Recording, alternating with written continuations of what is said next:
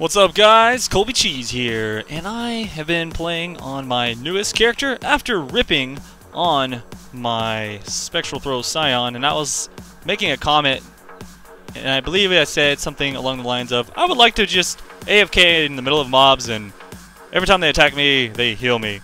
And my friend Sakujo was like, there is a build that can do that, and it involves a couple of things that I'm going to discuss with you today. So as you can see, I was just standing AFK in the middle of those mobs, and my health was not moving.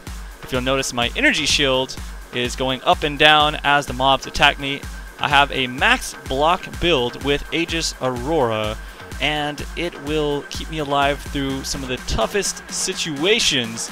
In fact, I can pretty much face tank all of the bosses right now without too much trouble. And so I want to go ahead and discuss with you exactly how you can set this build up and what its weaknesses and whatnot are. Now, you may have saw in that last clip my health was dropping quite a bit. Currently, I don't have the best gear as of yet, and I'm a little bit low leveled. So the weaknesses of this build are going to be things like very, very big hits in rapid succession that you don't get lucky enough to block for whatever reason. Also, chaos damage can be an issue as well. So you notice that I'm actually doing this extremely difficult boss against the Spinner of False Hope, who does lots of chaos damage. I have negative 60 right now, and you'll see my health keeps spiking in the cases that I end up desyncing and taking a little bit of extra damage. But this is an extremely sketchy boss in general for pretty much any build. And at this point in time of recording this, I didn't really have the best weapon.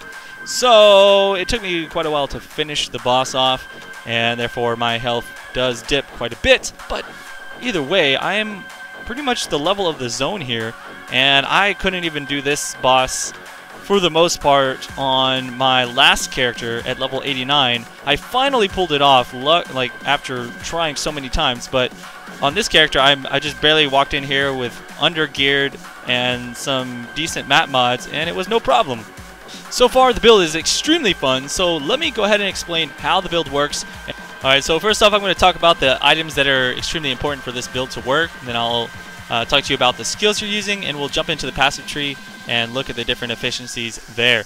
So, most importantly, you're going to need an Aegis Aurora.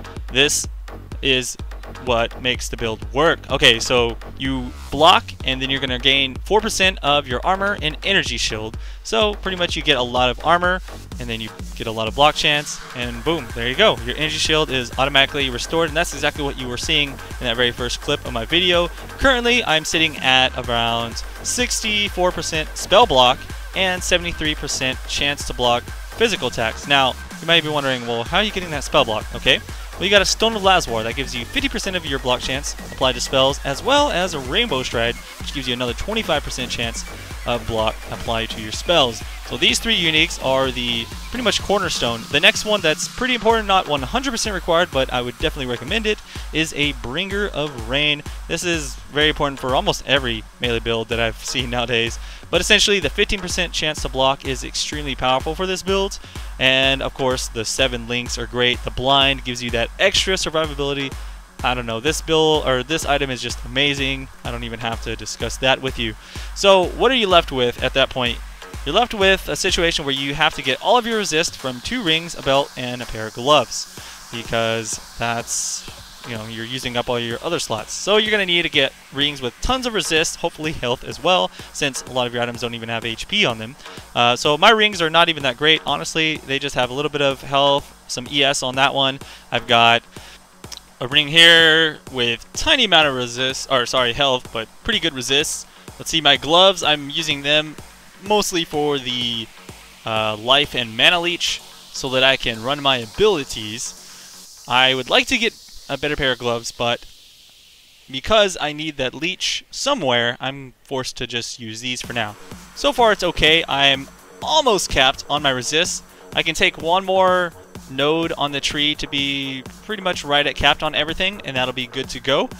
So for now, I'm using this Ancestral Club, which I bought for 4 exalts. It's got about 300 physical DPS on it, and right now I'm saving up. The ideal weapon to make this build completely God mode would be a Soul Taker Axe.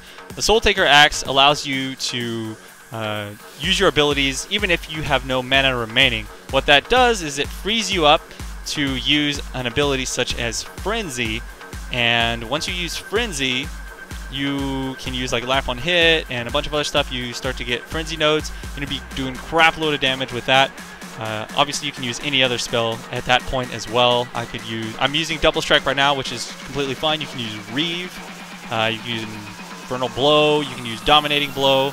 You can use Cyclone if you wanted to. All of these spells work with this build, and so it's pretty versatile in that sense. But for now, I'm using Double Strike because that's the most powerful one that I've tested. I've got Frenzy leveling because I would like to eventually use Frenzy, and I can still get Frenzy charges if I wanted to on like bosses with a large amount of HP. So let's go ahead and take a look at the passive tree, and I'll talk about exactly what you need to grab for this build to work. First off though, I do need to mention this build is more efficient with the Duelist. You'll go down here, get these 2 melee nodes, and grab health regen, which I need. I actually don't have any health regen nodes on my tree yet, even though I can get them. They like 1 away. The only reason I went for Sana is because I think she looks better, but yeah, you're going to save like 2 points from coming out of the tree like this. So everything else is the same though. You'll be coming in here, getting the health will. You'll grab Berserking. All of the armor nodes coming down here into Iron Reflexes. You want as much armor as possible. I'm taking the damage nodes where efficient. You're only going to take the really good block nodes. So Thick Skin, of course. Health nodes here. These block nodes are amazing. You get melee physical damage, 4% there, 4% block with shields here, and some increased defenses from the shield. After that, you're going to be running all the way over here to Resolute Technique. Really good ability because you are not going to have a lot of skill or a lot of item slots for accuracy. I'm going to grab this health, body and soul in order to get your shield percentage up. This entire block wheel is amazing. I would like to get rid of these 2 10% nodes once I get better gear, but for now they are great. And of course the health wheel here. So the only things that I'm going to be doing in the future as I level up a little bit further is potentially grabbing some more health nodes. More health nodes over here as well in gymnastics. Also, if I'm able to get Soul Taker, I'll grab this R node here. That way I can run 3 auras. And if I get Soul Taker, I'll also grab the Frenzy Charge right there, Frenzy Charge right there, and that'll let me have tons of damage. And that's pretty much it, because after that I'm going to be super high level and just points here and there, and maybe go for Faith and Steel if I want more energy shields and some of the health nodes over here, but I haven't really thought that out too much further for the time being. So that's really it for this build. It's fairly simple. Just get you the really expensive items that you need, and you're going to have a lot of fun not dying. So that's pretty much it for now. If you want to see some more, be sure to check out my stream at twitch.tv/ColbyCheese. And of course, subscribe to the YouTube channel if you haven't already. I'll be doing lots of videos on all the games that I play. And so that's it for now. I'll see you next time. I'm ColbyCheese. Peace out, guys.